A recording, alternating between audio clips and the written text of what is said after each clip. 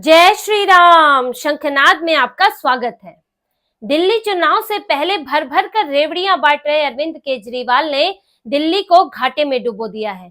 दिल्ली सरकार की ये हालत है कि अब उसे केंद्र से कर्ज मांगना पड़ रहा है, और ये कर्ज भी छोटा मोटा नहीं है, कुछ हजारों का नहीं है, बल्कि 10,000 करोड़ का कर्ज दिल्ली सरकार ने मांगा है वित्त मंत्रालय को। केंद्रीय वित्त मंत्रालय को ये लिख कर दिया है कि उसे राष्ट्रीय लघु बचत कोष से ये फंड दिया जाए, ये कर्ज दिया जाए।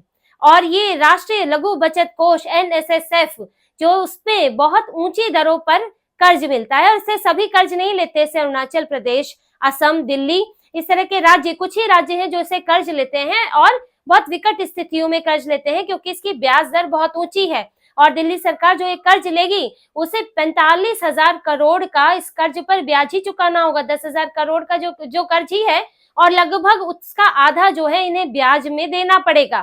फिर भी दिल्ली सरकार जो है इस पर कर्ज ले रही है। और अरविंद केजरीवाल क्योंकि दिन पर दिन रेवड़ियों की घोषणा कर रहे हैं, कभी कुछ फ्री, कभी बिजली, कभी पानी, कभी महिलाओं को पैसे। अब उसके लिए पैसा तो चाहिए। दिल्ली सरकार जो पहले ही घाटे में चल रही है, 7,000 करोड़ का घाटा बताया गया है, उसके बावजूद भी अब इन्हें पैसा चाहिए। और पैसा कहां से आएगा? पैसा कर्ज से आएगा, और इसीलिए कर्ज ले रहे हैं। और अरविंद केजरीवाल इस कर्ज की इतनी जल्दबाजी में है कि उन्होंने अपने ही वित्त विभाग की आपत्ति को दरकिनार कर दिया। दिल्ली के वित्त विभाग ने ये साफ तौर पर कहा था कि ये कर्ज नहीं लेना चाहिए, और ये वित्त विभाग आतिशी मरलेना के पास है, वही इसकी प्रमुख है। और वित्त विभाग के प्रधान सचिव हैं आशीष चंद्र शर्मा, जिन्होंने 2 सितंबर को एक नोट लिखा था और उसमें साफ कहा था कि दिल्ली सरकार को इस वक्त इस कर्ज की जरूरत नहीं है। अभी आदर्श आचार संहिता लागू हो जाएगी, जिसमें खर्चा जो है अपने आप कम हो जाएगा, क्योंकि जब आचार संहिता लागू हो जाती है तो उसमें कोई नई योजना लागू नहीं होती, उसमें कोई फंड नहीं दिए जाते विभागों को, तो जो चल रहा है वो जैसा चल रहा है वैसा चलता आता है। लेकिन इस बात को दरकिनार करते हुए, नजरअंदाज करते हुए आतिशी मरलेना ने साइन किया, अपने विभाग की ही बात नहीं मानी, क्योंकि उनके बॉस असली, जिनके खड़ाऊ रखकर वो चल रही हैं, असली मुख्यमंत्री अरविंद केजरीवाल ने कहा था दिल्ली की सेहत से, दिल्ली की आर्थिक स्थिति से तो उन्हें मतलब नहीं है, उन्हें तो अपनी सरकार बचानी है। और उन्होंने इसके लिए 10,000 करोड़ के कर्ज लेने की मंजूरी दे दी, और वित्त मंत्रालय को ये भेज दिया गया, और दिल्ली पर अब ये 10,000 करोड़ का खर्च होगा। जबकि आने वाली सरकार की बात भी कही गई है।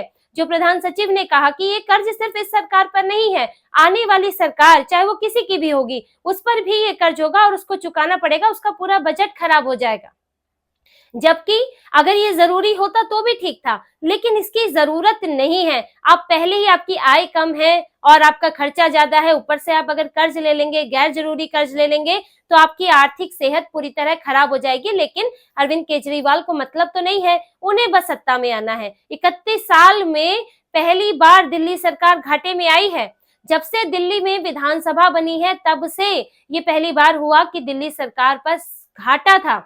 हमेशा सरप्लस में रहती थी, हमेशा आय ज्यादा खर्चा कम होता था, लेकिन अरविंद केजरीवाल ने अपने सत्ता के दूसरे साल में ही उन्होंने ये हल कर दिया। जो तिमाही के बाद फिर से बजट का आकलन किया गया, उसमें पता चला कि दिल्ली सरकार का खर्च बढ़ गया है, आय कम हुई है, करीब 1,000 करोड़ का उसमें अंतर है।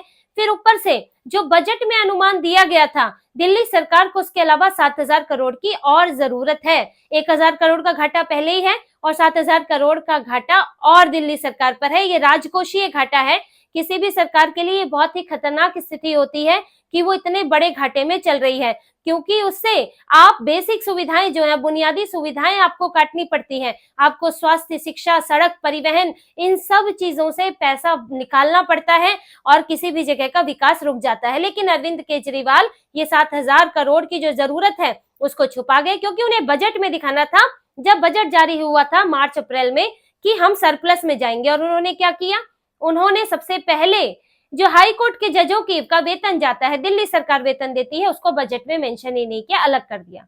जो अस्पताल बनाने की योजना थी, बजट में बताया गया हम इतने नए अस्पताल बनाएंगे, उसके 5 साल में बनाए जाने थे, 8,000 करोड़ का खर्चा था, लेकिन उसके लिए एक साल में 400 करोड़ रुपए ही रखे गए। अब आप हर साल अगर 400 करोड़ ही रखेंगे तो ये तो कुल मिला के 2,000 करोड़ बनते हैं। और जिस पर एलजी ने आपत्ति भी जताई थी कि ये इतने पैसे अब आएंगे कहां से, क्योंकि बिल्डिंग खड़ी हो गई है लेकिन इक्विपमेंट नहीं है, वहां पर काम करने का स्टाफ नहीं है, कि आपने इसका आकलन क्यों नहीं किया तब। और इसके अलावा उन्हें रेल मेट्रो का, दिल्ली मेट्रो का भी पैसा देना है, क्योंकि वो कोलैबोरेशन से चलती है। केंद्र ने पैसा दिया है, दिल्ली मेट्रो का कंट्रीब्यूशन होता है और दिल्ली सरकार का होता है। दिल्ली सरकार ने पैसा नहीं दिया। इलेक्ट्रिक बसों के लिए परिवहन विभाग को पैसा नहीं दिया। तो यहाँ ये सारा पैसा मिला के 7,000 करोड़ बनता है और अगर उस 1,000 करोड़ के घाटे की बात करें तो कुल मिला के 8,000 करोड़ हो जाते हैं। तो दिल्ली सरकार इतने बड़े राजकोषीय घाटे में पहले ही चल रही है, लेकिन फिर भी अरविंद केजरीवाल जल्दबाजी में है, क्योंकि उनको अपनी रेवड़ियों की योजनाएं लागू करनी है। उनके पास दिल्ली चुनाव में जाने के लिए और कुछ नहीं है, क्योंकि उन्होंने कुछ काम ही नहीं किया है। सड़कों की हाल सबको पता है, ड्रेनेज सिस्टम का हाल सबको पता है। यमुना जिसमें वो डुबकी लगाने वाले थे 2025 में, वो झाग से भरी हुई है। अरविंद केजरीवाल में जो इन्होंने सिर्फ रेवड़ियां बांटने के अलावा कुछ नहीं किया, और अब इनकी नौबत ये आ गई कि ये भी नहीं बांट पा रहे। महिला सम्मान निधि की बात की थी, अभी बुजुर्गों को 80,000 बुजुर्गों को पेंशन में इन्होंने शामिल किया है, इनके पास उसके लिए भी पैसा नहीं है और ये पैसा ये कर्ज के तौर पर ले रहे हैं। अरविंद केजरीवाल चाहते हैं कि चुनाव से पहले वो इन योजनाओं को लागू कर दें, कम से कम एक किश्त लोगों के खाते में चली जाए, ताकि वो पैसा वोट में कन्वर्ट हो जाए, तुरंत उन्हें फायदा मिले। इसी फिराक में अरविंद केजरीवाल है, क्योंकि जैसे ही जनवरी में आदर्श आचार संहिता लागू हो जाएगी तो फिर ये योजनाएं लागू नहीं हो पाएंगी, और इससे पहले करना चाहते हैं तो इनको पैसा चाहिए, और पैसा ये कर्ज से लेंगे और फटाफट तुरंत लोगों के खाते में पैसे पहुंचाने की ये लोग कोशिश करेंगे। क्योंकि अरविंद केजरीवाल जो बड़े बड़े दावे किया करते थे कि दिल्ली को हमने फायदे में रखा है, दिल्ली सरप्लस में है, दिल्ली में हमने इतनी चीजें फ्री देकर भी दिल्ली को फायदा पहुंचाया, दिल्ली का राजकोषीय घाटा नहीं है, पिछली बार तक ये यही बोलते थे, लेकिन अब ऐसा नहीं है। अरविंद केजरीवाल अगर उन्हें इतनी ही जरूरत है, इतनी जल्दी है उनको रेवड़ियां पूरी करने की, तो अपने उसी फायदे में से, सरप्लस में से पैसा क्यों नहीं निकाल लेते, क्योंकि सरप्लस तो अब है ही नहीं। अरविंद केजरीवाल ये भी स्वीकार नहीं करेंगे। उन्होंने इतने दिन रात प्रेस कॉन्फ्रेंस करते हैं, लेकिन एक बार भी दिल्ली के घाटे पर उन्होंने बात नहीं की। ऊपर से इस्तीफा देकर अतिशी के सिर पे और मर दिया। अब तो जवाब अतिशी देगी, अरविंद केजरीवाल थोड़ी देंगे।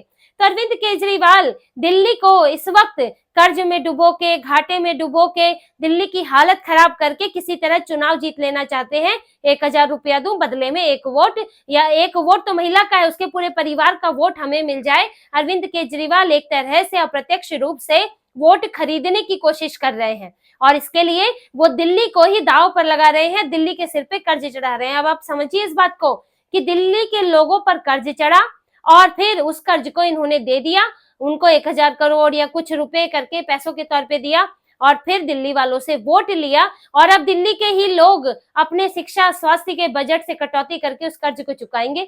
आखिरकार बोझ किसके ऊपर है? दिल्ली के लोगों पर है। आज आपको 1,000 रुपया मिलेगा, लेकिन आपके पास अस्पताल में डॉक्टर नहीं होगा, स्कूल में टीचर नहीं होगा, घर के आगे सड़कें नहीं बनी होंगी, रोजगार के ठीक से साधन नहीं होंगे, तो फिर आप उस 1,000 रुपए के आप उसको बैसाखी बनाकर ये आपको अपाहिज करके छोड़ने की इनकी पूरी कोशिश होती है। अरविंद केजरीवाल यही कर रहे हैं, और उनको डर तो इस कदर है। देखिए, इस बार अरविंद केजरीवाल के पीछे बीजेपी भी पड़ी है और कांग्रेस भी है। उनका मुकाबला जो है वो इस वक्त त्रिकोणीय मुकाबला है दिल्ली में। अरविंद केजरीवाल को बीजेपी जो इस वक्त बेहद आक्रामक तरीके से प्रचार कर रही है, अरविंद केजरीवाल डरे हुए हैं। जो उनका टारगेट इलाका है झुग्गी झोपड़ियां, वहां बीजेपी ने अभियान शुरू कर दिया है, रात्रि प्रवास संवाद अभियान, जहां पर बीजेपी के नेता, सांसद और विधायक एक एक झुग्गी झोपड़ी में जा रहे हैं, वहां रात बिताते हैं, वहां पर लोगों से बातचीत करते हैं, संवाद करते हैं, चाय पीते हैं, खाना पीना खाते हैं, उनकी समस्याएं जानते हैं, और उनके साथ वो पूरा मोहल्ला उस वक्त एक्टिव हो जाता है। बीजेपी जो भी नेता वहां जाता है उसको लेकर, तो इससे अरविंद केजरीवाल का डर बढ़ गया है। अरविंद केजरीवाल, ये जो अभियान है बीजेपी का, हर पार्टी को अपने प्रचार का अधिकार है, अरविंद केजरीवाल भी करते हैं, बीजेपी भी करेगी, और कल को कांग्रेस भी करेगी, जो अपनी यात्रा भी निकाल रही है इस वक्त। लेकिन अरविंद केजरीवाल डरे हुए हैं, और क्या कह रहे हैं कि ये झुग्गी टूरिज्म हो रहा है, यानी कि दूसरी पार्टी अगर झुग्गी झोपड़ियों में जाके समस्याएं जान रही है तो वो झुग्गी टूरिज्म है। और अरविंद केजरीवाल जो बिजली के खंबे में चढ़कर बिजली ठीक करते हुए फोटो खिंचवाते थे, वो कौन सा टूरिज्म था? तब वो झुग्गी झोपड़ियों में जाकर उन्हें बरगलाते थे, फ्री बिजली पानी की बातें कह कहकर उनको सड़कें चमका देंगे, पानी आ जाएगा, क्या क्या बातें उनको कहकर ये जब बरगलाते थे, तो क्या वो टूरिज्म नहीं था? आप अगर झोपड़ियों में जाएं, अगर आप स्लम में जाएं, तो वो ठीक, आप उनके भले के लिए जा रहे हैं, लेकिन दूसरा नेता जाए तो वो क्या उनके बुरे के लिए जा रहा है?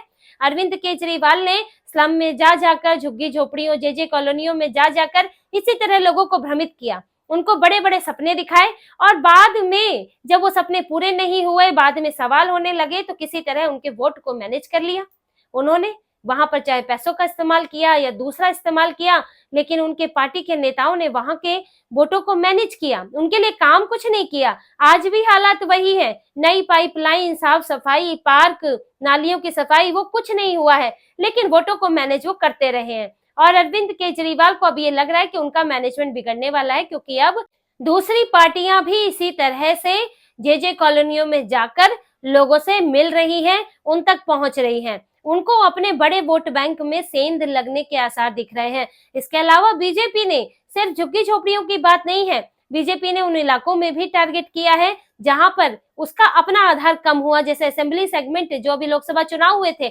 उसमें कम वोट मिले थे, तो वहां जाकर भी वो लोग कोशिश कर रहे हैं कि उस कमी को पूरा किया जाए, क्योंकि जब लोकसभा जीत सकते हैं तो विधानसभा क्यों नहीं जीत सकते, आखिर विधानसभा में कहाँ कमी हो जाती है।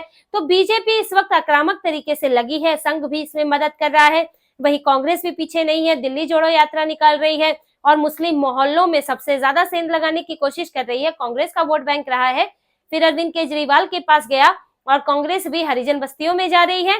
तो अरविंद केजरीवाल इस वक्त चारों तरफ से घिरे हुए हैं और उनको इस वक्त ये रास्ता, सिर्फ एक ही रास्ता नजर आ रहा है कि पैसों की राजनीति करो। अब आप डायरेक्ट पैसे तो नहीं दे सकते, ये तो खिलाफ हो जाएगा आचार संहिता के, तो आप सरकार के जरिए पैसे देते हैं कि चुनाव से ठीक पहले आनन फानन में किसी तरह पैसा पहुंचाओ और उससे वोट हासिल कर लो। और अरविंद केजरीवाल का डर तो ये भी है कि उनके विधायक उन्हें छोड़ कर जाने की स्थिति में है। अब देखिए जिस तरह से उन्होंने अभी 11 उम्मीदवारों के नाम की घोषणा की और उसके बाद से उनके बागी विधायक खड़े हो गए कि हम तो लड़ेंगे, निर्दलीय चुनाव लड़ेंगे। ऐसे ही उनकी पार्टी में करीब स्थिति ये है कि 30 से 35 विधायक जो हैं वो इस वक्त बगावत के मोड में है, क्योंकि अरविंद केजरीवाल ने कह दिया है कि टिकट तो सबको नहीं मिलेगा और टिकट नहीं मिलेगा और उसका ठीकरा विधायकों पर फोड़ेंगे, प्रदर्शन की बात करेंगे तो अरविंद केजरीवाल को भुगतना पड़ेगा, क्योंकि उनकी खराब नीतियों के कारण ही, चाहे शराब घोटाला हो, चाहे दिल्ली का घाटा हो या दूसरी उनकी जो रेवड़ियां हो या फिर जो अव्यवस्था हो, उसके चलते लोग अगर उनसे नाराज हैं तो उसका ठीकरा उन्हें अपने सिर पर लेना चाहिए, ना कि विधायकों पर। लेकिन वो विधायकों को ही निशाना बना रहे हैं, उनके टिकट काट रहे हैं, तो ऐसे में उनकी पार्टी में भी फूट पड़ी हुई है और जल्द ही उनकी पार्टी से अभी तो पार्षद गए हैं, अभी विधायकों की जाने की लाइन भी लगने वाली है। तो इसलिए अरविंद केजरीवाल बुरी तरह डरे हुए हैं और अब वो दिल्ली को आर्थिक संकट में भी फंसा रहे हैं। ये राजधानी है जहां से टैक्स भी बड़ी मात्रा में आता है, वो जगह अगर घाटे में रहेगी तो फिर ये सोचने वाली बात होगी कि अगर राजधानी में ही विकास नहीं हो पाएगा, अगर योजनाओं के लिए पैसा नहीं होगा तो फिर दूसरे राज्यों की बात तो फिर कहीं पीछे रह जाती है। लेकिन अरविंद केजरीवाल दिल्ली की, भारत की राजधानी को, दिल्ली को कंगाल करने पर उतरे हुए हैं और ये बहुत ही शर्मनाक बात होगी कि किसी देश की राजधानी जो है वो कर्ज में डूबी हुई है और वहां के लोगों के लिए काम करने के लिए वहां की सरकार के पास, दिल्ली की सरकार के पास पैसा नहीं है। तो इसी तरह की और खबरें और विश्लेषण आपके लिए लाते रहेंगे। हमसे जुड़े रहिए, सब्सक्राइब कीजिए, कमेंट कीजिए। बहुत बहुत धन्यवाद। जय श्री राम।